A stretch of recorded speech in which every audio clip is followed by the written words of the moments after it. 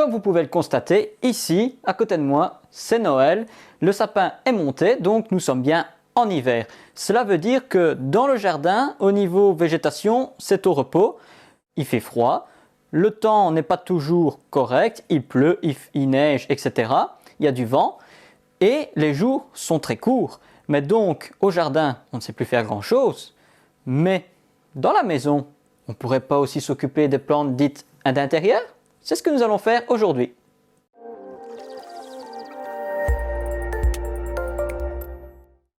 Bonjour à tous, ravi de vous retrouver dans cette vidéo qui va donc parler des plantes d'intérieur, mais je ne vais pas faire une vidéo globale sur comment les cultiver, mais je vais surtout me consacrer sur une plante. Alors pourquoi je vous la présente aujourd'hui? Car elle a certains attraits dans la maison qui lui donnent un aspect joli toute l'année, mais aussi au niveau entretien qui est très facile et on va profiter qu'il fait froid dehors et que c'est l'hiver pour pouvoir la présenter. Voici la plante que je vous propose aujourd'hui, donc il s'agit du Calathea elliptica.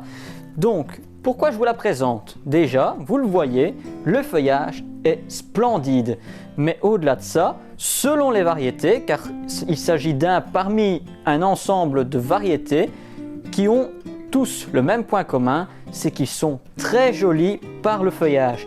Et comme on peut le voir ici, la plante est nervurée au niveau des feuilles, donc la nervure est verte foncée, avec les dessins qui vont sur l'extérieur de la feuille. Et on peut voir que le reste de la couleur est dans les tons blanchâtres, voire gris. Mais les jeunes pousses sont très jolies aussi car il y a des teintes roses qu'on ne verra peut-être pas à la caméra, je ferai un plan rapproché. Et on peut voir que le rose apporte aussi une touche de couleur en plus. Mais il n'y a pas que le dessus de la feuille qui est joli. Si je retourne une feuille, comme on peut le voir ici, elle est pourpre en dessous. Donc ça lui donne encore un autre point d'attrait. Mais il faut savoir que pour cette plante, il y a différentes façons de la cultiver et comment bien la soigner. C'est ce que nous allons voir tout de suite. Pour son entretien, rien de bien compliqué. Il suffit juste d'avoir déjà pour l'aspect pratique un cache-pot dans lequel se trouve le pot. Alors ici, dans ce cas-ci, c'est une nouvelle plante que j'ai acquérie lors d'une promenade en jardinerie. La couleur et l'aspect m'ont tout de suite plu, ainsi qu'à ma compagne, et donc on a décidé de la prendre. Quand vous achetez une plante en jardinerie, peu importe laquelle, déjà il faut savoir si elle est en bonne santé, que ce soit au niveau de l'aspect du végétal, comme c'est le cas ici, pas de feuilles brunes, pas de feuilles jaunes, rien du tout, que des belles feuilles, c'est ok. Mais il faut aussi regarder l'état racinaire, car ça va vous donner une indication sur les soins à apporter dès que vous la ramenez chez vous.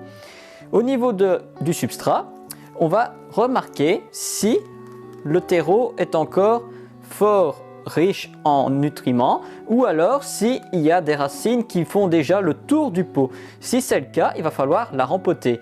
Alors ici, on va regarder ensemble et alors ensuite on verra s'il faut la rempoter ou s'il est encore bon de la laisser dans ce pot. Maintenant que nous avons donc dit qu'il fallait regarder l'état racinaire de la plante, c'est ce que nous faisons. Donc on peut remarquer que l'ensemble du substrat n'est pas complété par des racines, mais les racines sont présentes seulement dans le fond du pot. Ça veut dire que la plante a été rempotée il n'y a pas si longtemps que ça et que le terreau est encore bon et que la plante a encore le temps de se développer dans ce pot. On a pu remarquer aussi que ce substrat était principalement riche en tourbe, ce qui veut dire que ça permet de garder une certaine hygrométrie dans le sol. Et ça va nous donner aussi une indication sur ses besoins en eau. Le Calathea, en règle générale, est une plante qui est très gourmande en eau. C'est une plante qui pousse dans les milieux tropicaux, en dessous des arbres, donc ça donne aussi une indication sur l'exposition. Il ne faut pas la mettre au soleil direct. Et ce qui donne aussi une indication sur l'exposition, c'est le dessous des feuilles. Je vous ai dit qu'elle avait le dessous pourpre, ça veut dire que cette couleur permet en fait à la plante de capter la lumière au-dessus du feuillage, sans pour autant que la lumière puisse passer en dessous. Ça va se concentrer les rayons du soleil sur le dessus de la plante parce que la plante vit sous les arbres. Mais aussi, au niveau de l'arrosage, il faut donc bien sûr bien arroser, mais il faut faire attention que même si elle aime les sols riches en humidité, elle déteste l'excès d'eau.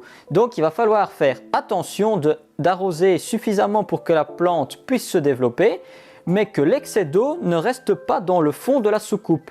Car si ça arrive, les racines vont être asphyxiées et alors vous allez risquer de perdre une partie de la plante, voire l'entièreté. Ça va se manifester par des feuilles qui vont jaunir ou brunir. Outre le fait que la plante a aussi des feuilles qui jaunissent et brunissent quand elle fait des nouvelles pousses. Donc ça, il faut faire attention et bien analyser sa plante.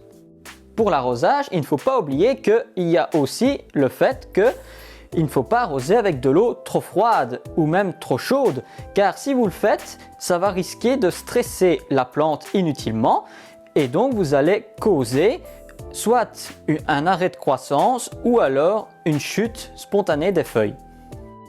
La fréquence d'arrosage va être très importante. En hiver, elle ne va pas être la même qu'en plein été. Déjà parce qu'il fait plus chaud en été, en hiver il fait plus froid. Vous allez me dire, oui, mais on est dans une maison donc il fait quand même chaud. Vous avez raison, mais le soleil est moins présent, les jours sont plus courts et donc la plante va avoir une demande en eau moindre car elle va avoir un repos végétatif comme les plantes qui sont en extérieur. Sauf qu'elle est gélive donc il faut absolument la laisser à l'intérieur. Au-delà de l'arrosage, donc une fois qu'on a trouvé la température et la fréquence, c'est-à-dire qu'en hiver, on va arroser 1 à 2 fois sur la semaine, voire peut-être une seule fois. Et en été, ça va être une fois tous les 2-3 jours pour permettre d'avoir un sol humide mais sans excès. Pour ce qui est de l'exposition, on l'a dit, il s'agit donc d'une plante de milieu tropical, donc en zone ombragée. Il ne faut pas la mettre dans une exposition en plein soleil où elle risque d'avoir les feuilles qui vont brûler. Il faut la mettre près d'une fenêtre, le plus possible protégée des rayons du soleil. Et alors, vous n'êtes pas obligé de la mettre tout près de la fenêtre. Vous pouvez la mettre dans un coin plus reculé de la pièce où elle va avoir de la lumière mais sans excès. Une fois qu'on a vu la lumière, il y a aussi l'entretien. Au-delà du fait que l'arrosage est important et l'exposition, il y a aussi le rempotage. Le rempotage va permettre à la plante de toujours avoir une base nutritive dans le sol car elle est privée de sol extérieur, donc toute la nourriture qu'elle a besoin se trouve dans le pot. Et comme le substrat est peu enrichissant, du fait qu'il y a peu de surface, les racines auront très vite puisé l'ensemble de ces matières nutritives. Donc, il est bien pour tous les calatheas de les rempoter une fois tous les 2 à 3 ans. Selon les variétés de calathea, vous allez avoir différentes possibilités de hauteur et aussi donc il va falloir bien choisir selon ce que vous voulez faire. Dans ce cas-ci, celui-ci, il ne grandit pas de trop, on va dire 60 cm de hauteur, pas plus. Par contre, il y a certains de ses petits frères et grandes sœurs qui vont avoir des tailles soit très grandes, voire plus petites. Et il y en a même certaines qui sont panachées et même retombantes. Et la variété retombante peut être très intéressante si vous avez une certaine hauteur et que vous voulez une petite cascade de feuillage.